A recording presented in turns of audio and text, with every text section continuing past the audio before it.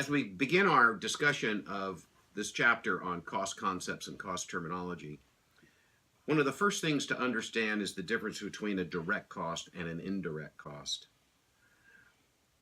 As this indicated on this particular slide here, a direct cost is a cost that can be easily and conveniently traced to a cost object. Now you might be saying, well, what the heck is a cost object? Well, it's anything you want it to be. Anything you want it to be. And I'm going to give you a couple of examples here in a moment. But a direct cost is something that you can accurately trace to that object, whatever that object is.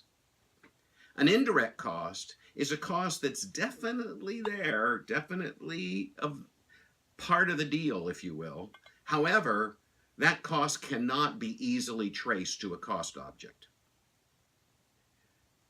So, in the context of what we're going to be talking about in the future in this chapter, direct material or direct labor, which we will discuss later, is part of the cost of a product. That's easily traced. People have time cards, and we have a list of the material that needs to go into the product. Overhead, on the other hand, the other stuff that's necessary to allow manufacturing to produce a product, well, that's less easily traced. Now, what is a cost object?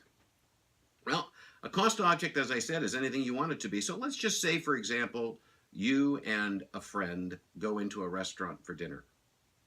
If you order a little Prosecco before dinner, a little insalata before you have your pasta, what that waiter is going to be writing down are all of the direct costs associated with what you ordered. The Prosecco, the glass of wine, the veal scallopini, the gnocchi, or whatever the case may be. And your bill is going to be a direct cost. That's a direct cost.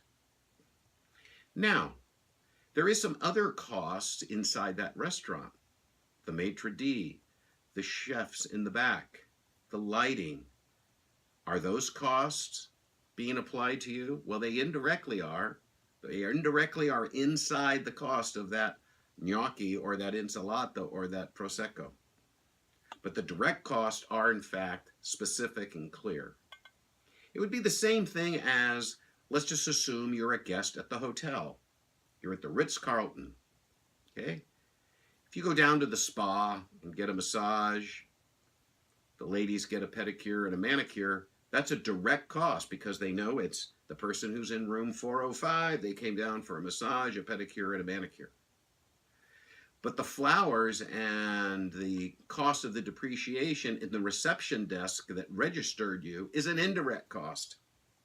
Cannot be specifically tied to you. It can if the cost object, it could be a direct cost if my cost object was, how much does it cost to run the reception desk? So let's just understand this.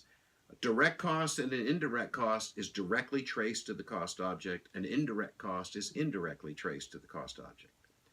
One more example.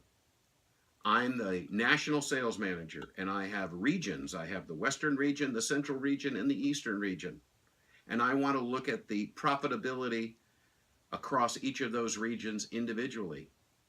Well, the people that work in each of those regions are a direct cost, and I can directly see what they are. But there may be some other indirect costs that they incur that I cannot specifically attach to any one region. Maybe they are some corporate costs. Those are going to be indirectly applied.